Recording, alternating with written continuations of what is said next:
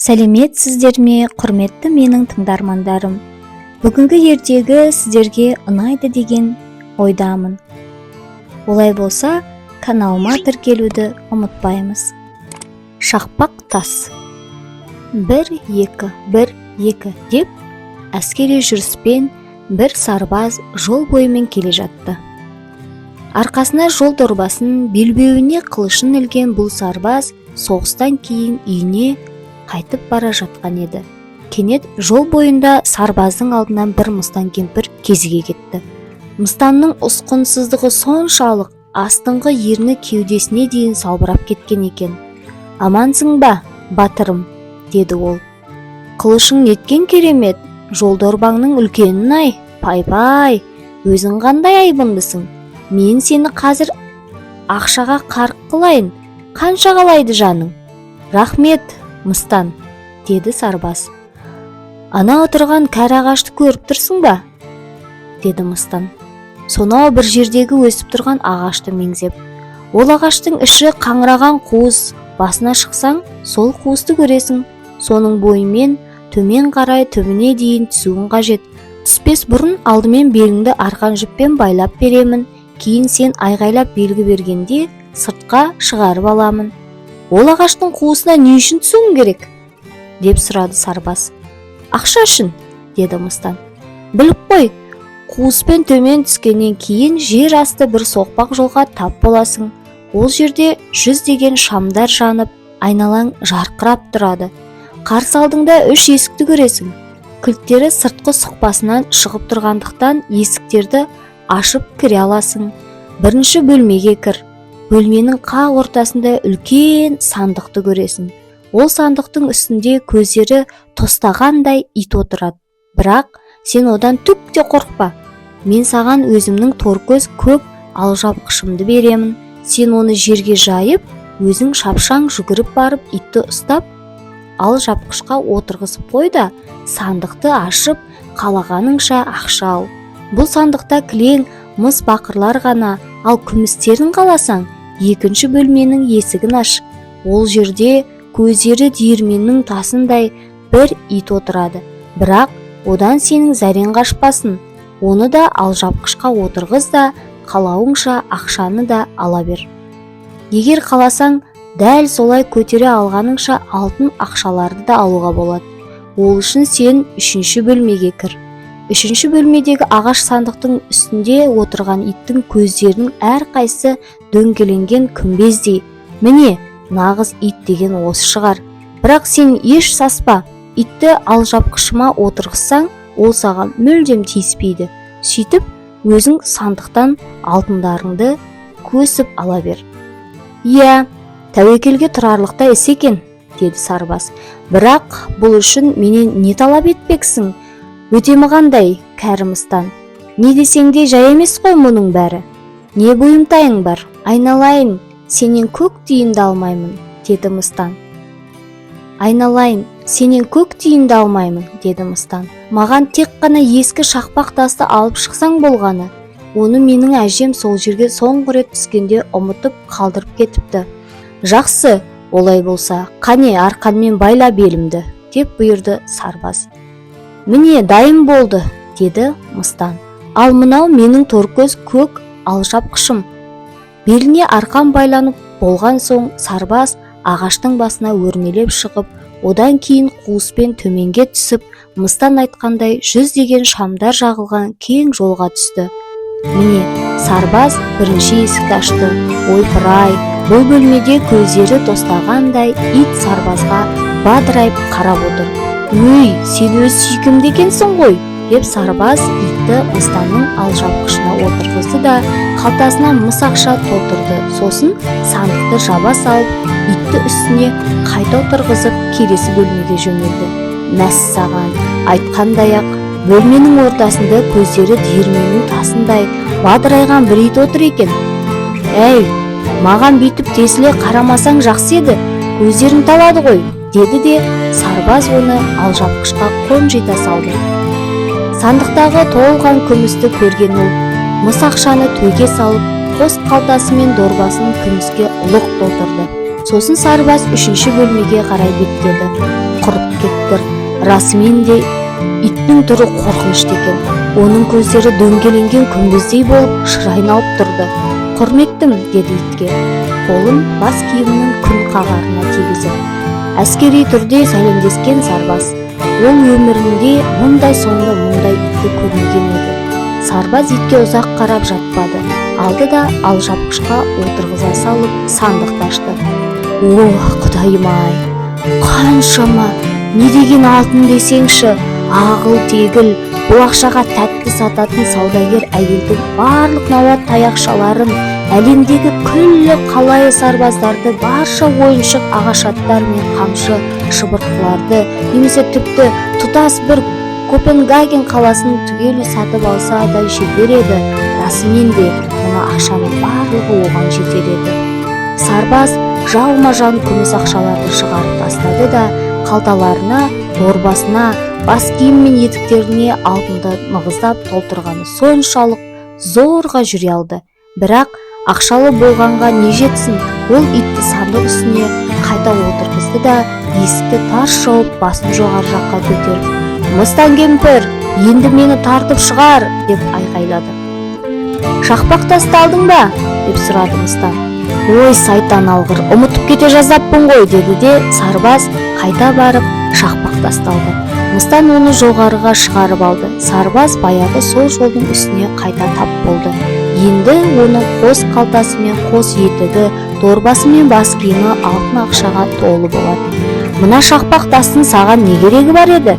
деп сұрады сарбаз. «Онда шаруаң болмасын!» деп тыйып тастады Мыстан. «Ақшаңды алдың ба? Болды, қане шақпақ тасты тез бер маған!» «Олай болмас!» деді сарбаз. «Тап қазір айт маған, мұның неге керек екенін, әйтпесе қылышым мен басыңды бірақ шауып тастаймын!» «Айтпаймын!» деп қасарысты Мыстан. Сарбаз ешбір бөгелместен Мыстанның басын шауып тастады. Мыстанның өлі денесі жерде сұлап жатты. Сарбаз болса алжапқышқа бар ақшасын орады да түйіншекті арқасына атып ұрып, шақпақ тасты қалтасына сүңгітіп жіберді.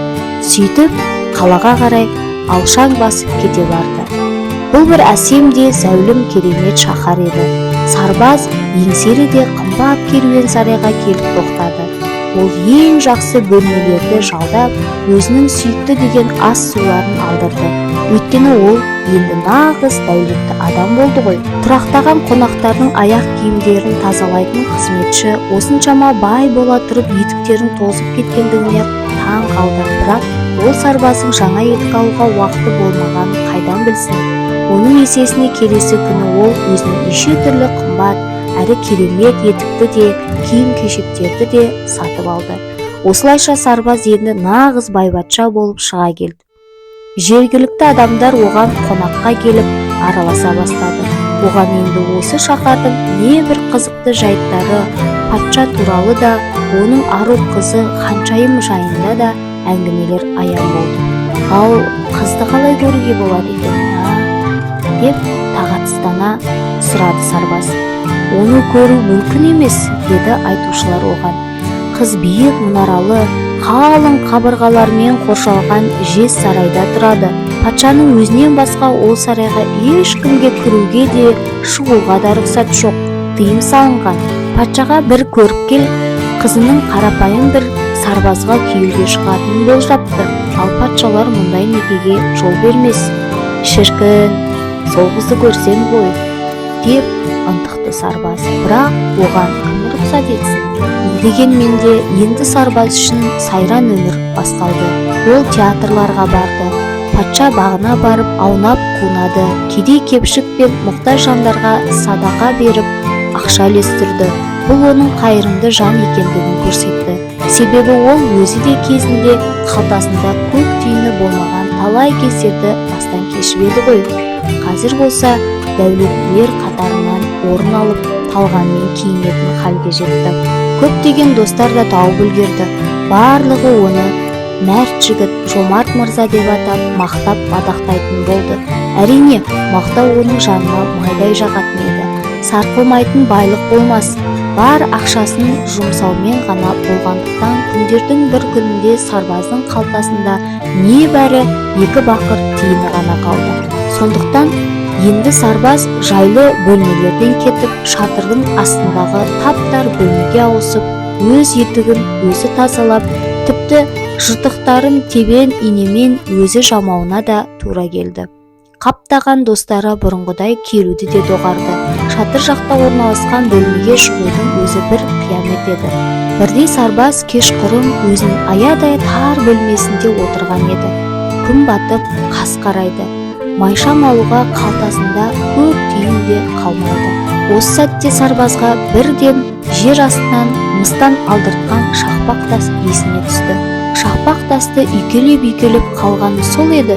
Есік айқара ашылды да, қарсы алдында жер астында алғаш көрген көздері тостағандай ит пайда бола кетті. «Ләббәй тақсыр, не бұйырасыз?» деп үріп қоя берді ол. «Апырай, мынау қызық болды өзі», деп таңырқады сарбаз. «Шақпақ тастың осында сый-сиқыр бар екен ғой. Енді мен не тілесем де қалауым болмақ қой. Олай болса, маған аздап ақша әкеліп берші», деді ол итке. Айтқаны сол-ақ екен. Көзі ашып жұмғанша аузына мыс тиынға толған әмиянды істеген ит тұрды. Осылайша сарбаз шақпақ тастың сырын енді ұға бастады. Сонымен егер шақпақ тасты бір рет шағып қалсаң, мыс ақшаға толы сандық үстіндегі ит пайда болады.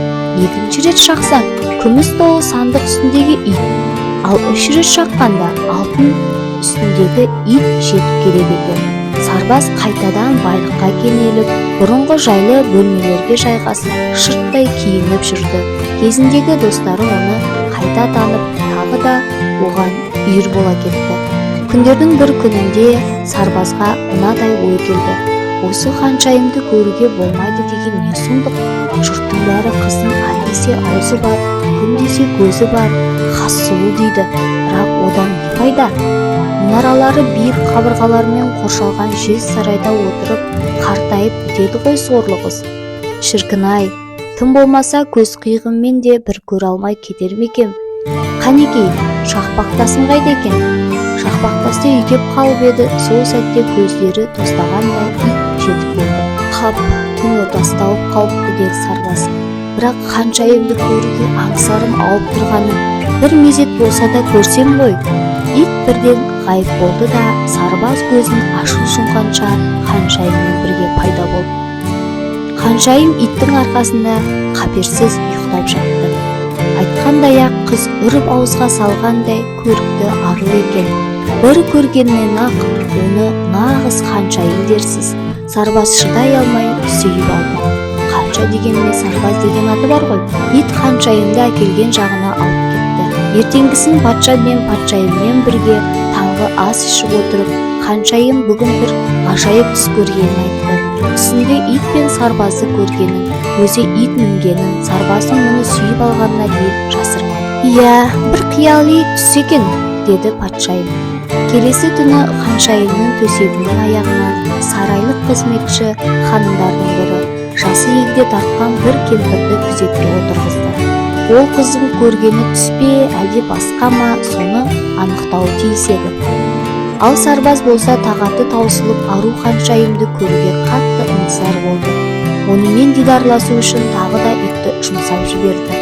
Сонымен түнде ит қайта пайда болып, ханшайымды арқасына салып ала жөнелді. Су етпейтін етік киген кемпір болса, ит соңынан қуа кетті. Ханшайымды арқалаған иттің еңселі бір үйге кіргенін көрген ол, сендерді қайдан табу керек екенін білемін енді, деп жерден бір кесек орды ауып, үйдің қақпасына айқастыра белгісізді да ешбір алаңсыз үйге қайтты. Бірақ ханшайымды сарайға апарарда қырағы ит айқас белгіні көріп қойып, шаһардағы барлық үйлердің қақпаларын айқыш-ұйқыш сызып шықты. Бұл керемет таптырмас амал еді. Енді сарайлық кемпір қажетті қақпаны таба алмас анық. Себебі ол жерде айқасқан сызықтары бар қақпалар толып тұр. Келесі күні таң атысымен патша мен патшайым, қызы күзеткен қария қызметші және де барлық нөкерлері түнде ханшайымның қайда барып келгенін анықтауға шықты. «Міне белгі!» деп айғай салды патша алғашқы айғышы бар қақпаны көре сала. «Жоқ, қымбаттым, бәлкім мынау қақпа шығар» деп патшайым екінші қақпадағы белгіні меңзеді. «Ойбай, мына жерде де айқыш белгі мұнда да белгіленген екен» деп шуласты басқалар. Барлық қақпалардағы қаптаған белгіні көріп, ары қарай іздеудің мәнісі жоқ екендігін бәрі де түсінді. Алайда патшайым тек күймеге мініп шалқып жүруді ғана білетін әйел емес, ақылы да бір басына жетерлік еді. Ол үлкен алтын қайшыны алып, жібек матаны құрақтап құйып, одан кішкене ғана қалта тікті.